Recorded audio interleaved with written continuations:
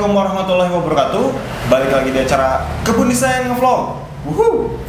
Oke, hari ini kita akan membahas sesuatu yang penting, yaitu terkait dengan cara menentukan arah dari bisnis. Jadi banyak orang yang bisnis tapi nggak tahu cara ngembanginnya ataupun mengarahkannya mau kemana nih, nggak tahu banyak ya. Jadi yang penting jualan aja gitu.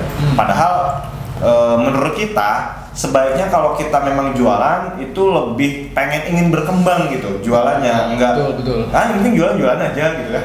Nah, yang bagus itu ya tadi bisnisnya itu ataupun usahanya itu berkembang. Dan hari ini kita akan ngobrolin soal itu ya, Dea ya. Betul. Oke, tanpa panjang lebar langsung aja kita bahas poinnya satu persatu. Mudah-mudahan teman-teman bisa paham dan bisa diaplikasikan di di kehidupan sehari-hari.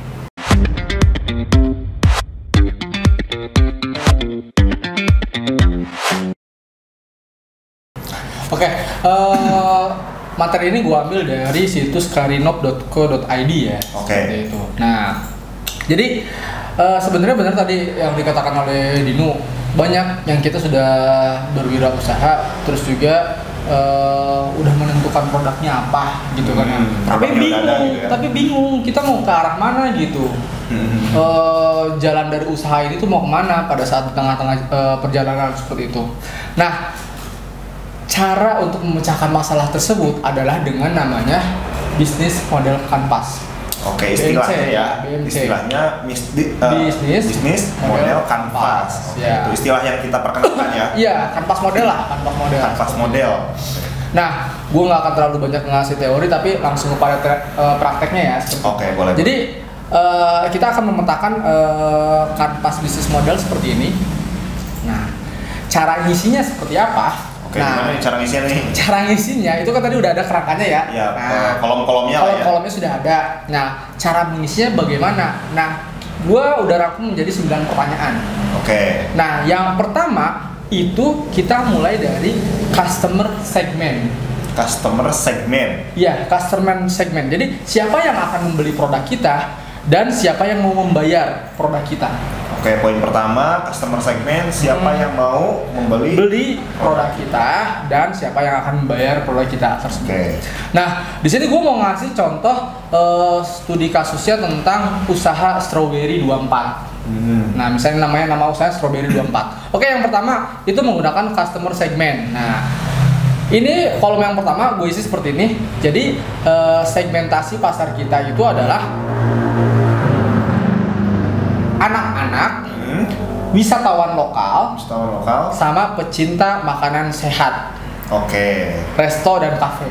Nah, jadi ini yang harus pertama kita perhatikan ya. Ketika kita punya sebuah produk, kita harus tentukan siapa calon customernya seperti itu.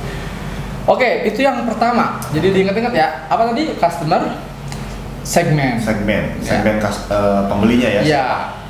Terus yang kedua ada yang namanya value proposition. Oke, ini poin kedua. Mengapa orang memilih untuk menggunakan produk atau jasa Anda? Apa keunggulan bisnis Anda dibanding kompetitor yang lain? Kemudian apa yang paling menarik dari model bisnis Anda? Nah, banyak juga tuh ya tentunya.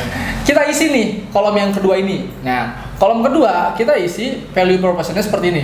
Strawberry 24 sebagai produsen camilan sehat. Oke, itu value-nya. Berbahan dasar buah strawberry yang segar. Camilan sehat, stroberinya segar, bukan bekas metik seminggu atau 2 minggu yang lalu gitu. Langsung gitu kan ya. Terus meningkatkan daya saing produk oleh-oleh khas Bandung. Jadi dia mau menaikkan oleh-oleh khas Bandung seperti itu. Nah, jadi buat kalian juga yang berwirausaha, udah punya produk, udah tahu segmentasi pasarnya, kalian harus tahu nih value proposition-nya seperti apa. Oke. Itu value ya, kelebihan ya? Kelebihan. Misalnya kalau kebun desain apa? Harganya bersaing, kemudian dikasih revisinya itu 4 hari gratis. Iya, tidak terbatas. Dan mudah dihubungi lah, enak. Iya, seperti itu. Terus yang ketiga, adalah channels. Maksudnya channels ini apa sih? Bagaimana cara pelanggan dapat mengetahui produk? atau jasa yang Anda tawarkan. Terus bagaimana cara produk jasa bisa sampai ke tangan pelanggan? Dan apakah cara itu efektif? Nah, kalau misalnya kita lihat dari studi kasus Strawberry 24, ini yang ketiga ini dia menggunakan e-commerce. Terus media sosial. Sama offline-nya adalah toko oleh-oleh. Cakep nggak tuh? Mantap sih, itu lengkap banget. Toko oleh-olehnya ada di daerah wisata gitu ya, daerah tempat banyak orang ngumpul.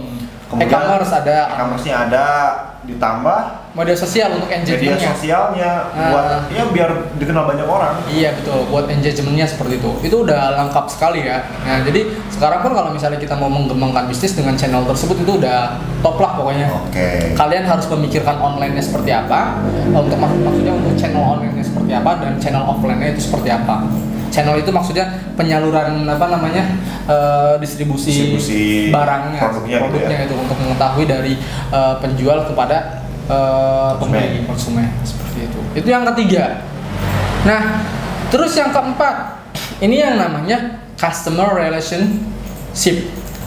Ini bagaimana cara Anda untuk selalu connect dengan pelanggan.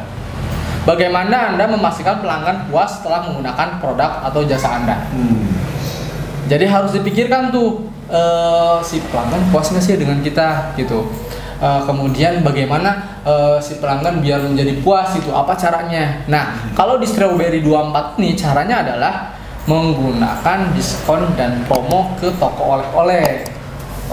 Terus yang kedua program giveaway kayak kebun desain, ya nggak? Kita kan selalu ada program giveaway ya nggak seperti itu. Ya itu ya buat menjaga hubungan kita dengan konsumen gitu. Betul. Ya, terus jadi langganan tetap, jadi langganan berat, terus dia mempromosikan kita juga jadi gratis kan, promosi kayak gitu ya. Iya. Kalau udah terbeli hatinya ya gimana lagi? Pokoknya kalau misalnya udah kebeli hatinya dia nggak akan kelain hati. Itu poin keempat ya. Iya. Terus ada yang poin kelima, ini adalah bagaimana cara bisnis Anda menghasilkan uang. Bagaimana cara menghasilkan ini outputnya ya. Satu penting. Apa saja produk dan jasa yang Anda jual seperti itu.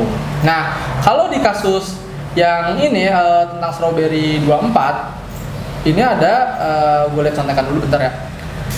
Revenue streamnya itu adalah penjualan produk selain dari strawberry juga ya. Selain bahan mentah atau bahan baku strawberry, tapi diolah menjadi bahan selai. Iya, terus dodol.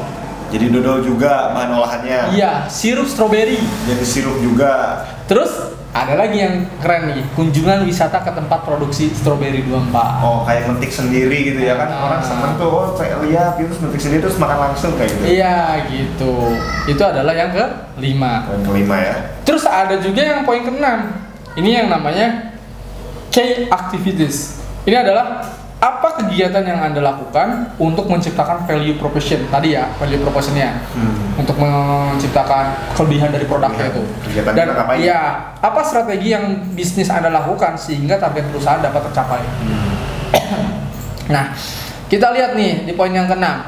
Nah, kayak activities dari Strawberry 24 ini adalah membeli hasil panen strawberry dari petani, jadi langsung.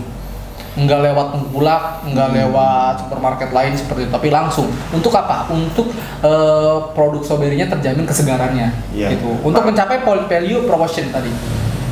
Memangkas jalur distribusi lah ya, memangkas jalur distribusi biar langsung ke petani dan lebih murah, lebih ringkas, lebih segar seperti itu. Iya, dan lebih menjamin kesejahteraan petaninya juga. Gitu kan ya. Terus mengolah strawberry segar menjadi produk olahan. Ya, deras seperti itu. Itu yang keenam. Nah, terus yang ketujuh, apa nih yang ketujuh nih, kita lihat key resource. Jadi apa sumber daya utama yang harus Anda miliki untuk menjalankan bisnis? Sumber daya utama. Dan aset apa saja yang Anda butuhkan agar bisnis dapat bersaing dengan bisnis serupa. Gitu kan ya. Nah, kita lihat nih poin yang ketujuh. Yang pertama jelas harus punya lahan tani strawberry, ya enggak? Alat pengolahan standar makanan. Iya. Tapi kayaknya si Strawberry 24 nih dia punya lahan lahan taninya dan mempekerjakan petani. Wah, dia lebih keren lagi nih. dia mah udah kayak korporasi atau ya, udah semuanya kayak perusahaan atau ya dia udah punya aset-aset, terus memperkerjakan orang, terus ya diolah gitu. Oh iya, mungkin lahan taninya itu untuk menunjang revenue stream yang tadi, yang dimana kunjungan wisata ke tempat. Iya betul. Nah, ke tempat petik strawberry 24 ini. Iya. Gitu. Itu yang ketujuh. Terus yang kedelapan, key partnership. Siapa yang dapat mengerjakan hal-hal kebutuhan perusahaan di luar key activitiesnya, di luar yang aktivitas tadi ya. Iya. Siapa pihak supplier atau vendor yang paling menentukan kesuksesan usaha Anda, seperti itu. Nah, kalau di sini dilihat yang kedelapan itu adalah petani stroberi, jelas. Petani ya. Terus middleman atau pengumpul, bisa juga lewat pengumpul. Iya. Ya kan ya, kalau misalnya ternyata wah petani tidak mencukupi nih suplainya, ya udah dari pengumpul nggak apa-apa. Yang penting dijamin bahwa stroberi tersebut adalah stroberi yang segar. Iya. Gitu. Terus pemilik toko oleh-oleh Bandung.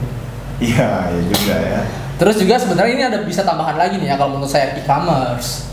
E-commerce-nya yang terpercaya gitu ya. Iya. Yang keamanan atau security-nya lebih terjamin. Ya aman lah ya. Aman lah pokoknya Mas, seperti itu. Itu yang ke-8.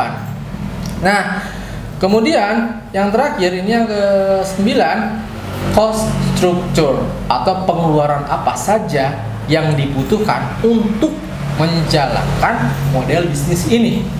Oke. Nah, komponen biaya apa yang dibutuhkan pada setiap elemen key activities-nya, key resource dan channel. Jelas dong, key activities harus ditunjang sama duit ya.